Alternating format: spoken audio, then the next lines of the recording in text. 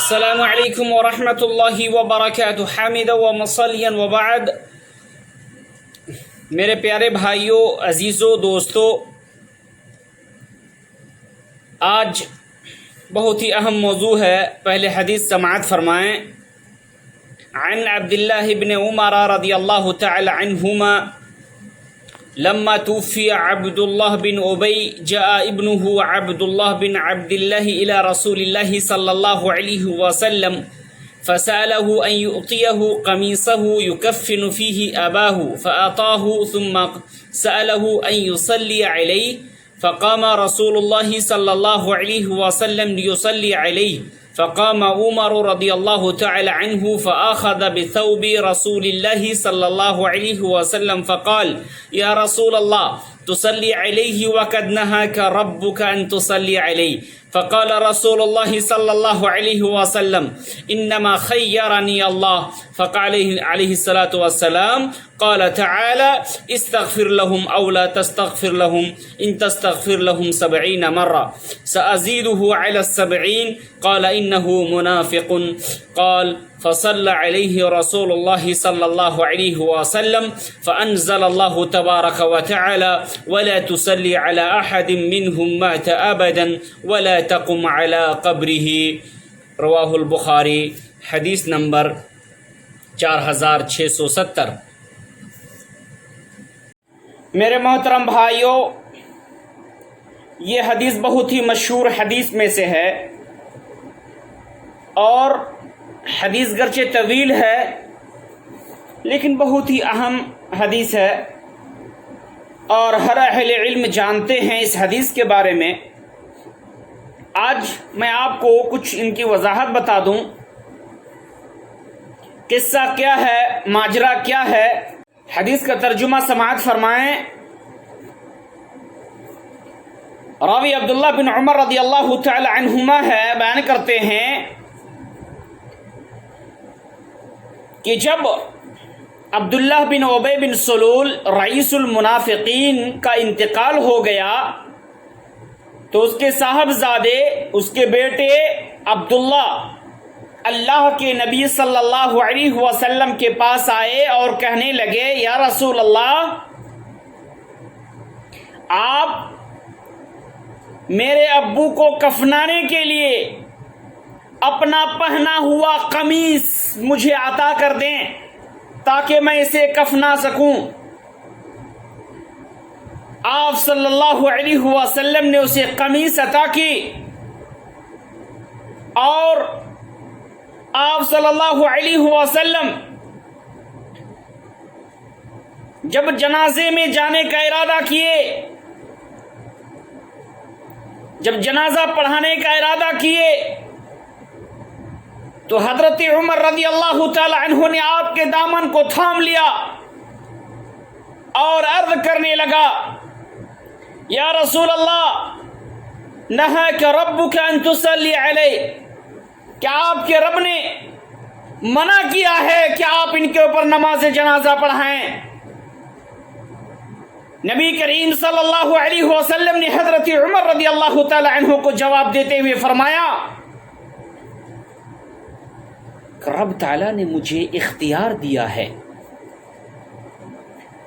کہ 70 بار استغفار کر یا نہ کر، لیکن منافق کو بخشا نہیں جائے گا، لیکن میں 70 بار سے بھی زیادہ استغفار کروں گا۔ حضرت عمر رضی اللہ تعالی عنہ یاد دہانی کے لیے برداشت نہیں ہو رہا ہے، پھر ٹوکتے ہیں اللہ کے نبی صلی اللہ علیہ وسلم کو کہ یا رسول اللہ، یہ تو منافق تھا۔ تاہم اللہ کے نبی صلی اللہ علیہ وسلم نے ان کے اوپر نماز جنازہ ادا کی۔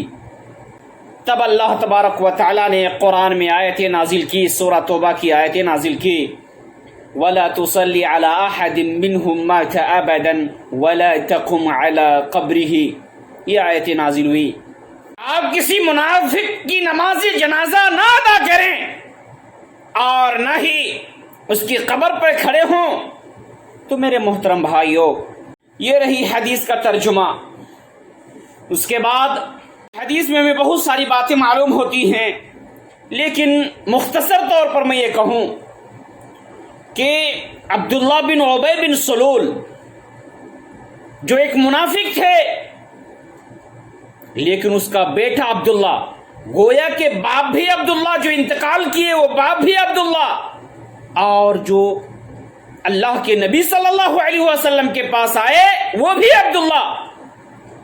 تو حضرت عبداللہ بن ابی بن سلول، تو حضرت عبداللہ یہ اللہ کے نبی صلی اللہ علیہ وسلم کے پاس آتے ہیں، اور اللہ کے نبی صلی اللہ علیہ وسلم نے اسے قمیص عطا کیا ہے،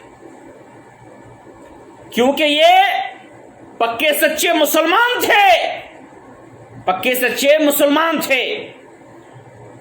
دوسری بات ہمیں یہ معلوم ہوتی ہے کہ نبی کریم صلی اللہ علیہ وسلم نے عبداللہ بن ابی بن سلول کو اپنا لباس، اپنا قمیص کیوں دیا؟ کیا سبب ہے؟ کس سبب کی وجہ سے دیا ہے؟ اس کے بارے میں جابر بن عبداللہ رضی اللہ تعالی عنہما بیان کرتے ہیں کہ اللہ عالم بسبب الباس رسول اللہ، نبی صلی اللہ علیہ وسلم کا یہ لباس پہنانا دینا یہ اللہ ہی بہتر جانتے ہیں، لیکن ایک غالب گمان یہ ہے کہ یہ عبداللہ بن ابی بن سلول، یہ رئیس المنافقین، اس نے حضرت عباس رضی اللہ تعالی عنہ جو اللہ کے نبی کے چچا تھے، اس کو غزوہ بدر میں جو قیدی بنا کر کے لے گیا تھا، اس کو کپڑا پہنایا تھا۔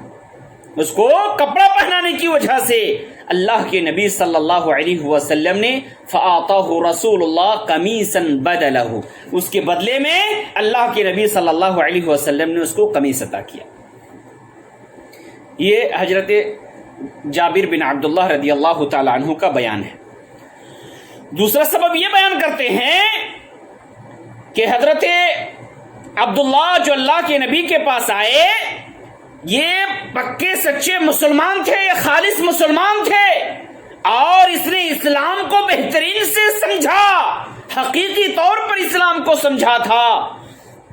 تو جب نبی کریم صلی اللہ علیہ وسلم کے پاس وہ آئے اور طلب کی کہ اللہ کے نبی آپ میرے ابو کو، میرے والد کو کفن عطا کیجئے، اپنے قمیص عطا کیجئے تاکہ میں اس کو کفنا سکوں، تو اللہ کے نبی صلی اللہ علیہ وسلم نے اسے عطا کیا لیکون رحمتاً علی ابیہ، کہ اس کے باپ پر رحمت کا باعث بن سکے۔ نبی کریم صلی اللہ علیہ وسلم نے اس کی بات کو مان لی، اور اکراماً آپ نے اس کو یہ لباس، یہ قمیص آپ نے اسے عطا کی، اور یہ قرآن آیت نازل ہونے سے قبل کی بات ہیں، وَلَا تُصَلِّ عَلَىٰ أَحَدٍ مِّنْهُمْ مَاتَ أَبَدًا وَلَا تَقُمْ عَلَىٰ قَبْرِهِ، یہ آیت نازل ہونے سے قبل کی بات ہے۔ جب یہ آیتیں نازل ہو گئی تو اس کے بعد حضرت عمر رضی اللہ تعالی عنہ بیان کرتے ہیں کہ نبی کریم صلی اللہ علیہ وسلم نے کبھی بھی کسی منافق کی نماز جنازہ میں حاضر نہیں ہوئے۔ دوسری روایت میں ہے کہ وہ عبداللہ بن ابی بن سلول جو انتقال کیے، اس کو قبر میں اتار چکے تھے، جب نبی صلی اللہ علیہ وسلم آئے تو اس کو قبر سے نکالنے کا حکم دیا، پھر آپ نے اپنا قمیص، اپنا کرتا اسے پہنایا۔ تو اس سے ہمیں دفن کے بعد کسی سبب سے میت کو اٹھانا یا باہر نکالنا یہ بھی مشروع ثابت ہو گئی۔ اللہ تبارک و تعالی ہم سارے لوگوں کو قرآن و حدیث پر عمل کرنے کی توفیق عطا فرما۔ الہ العالمین دنیا میں ہم لوگ نیک اچھے اعمال کریں، اور اس کے پاداش میں الہ العالمین تو ہمیں جنت الفردوس نصیب فرما۔ والسلام علیکم ورحمۃ اللہ وبرکاتہ۔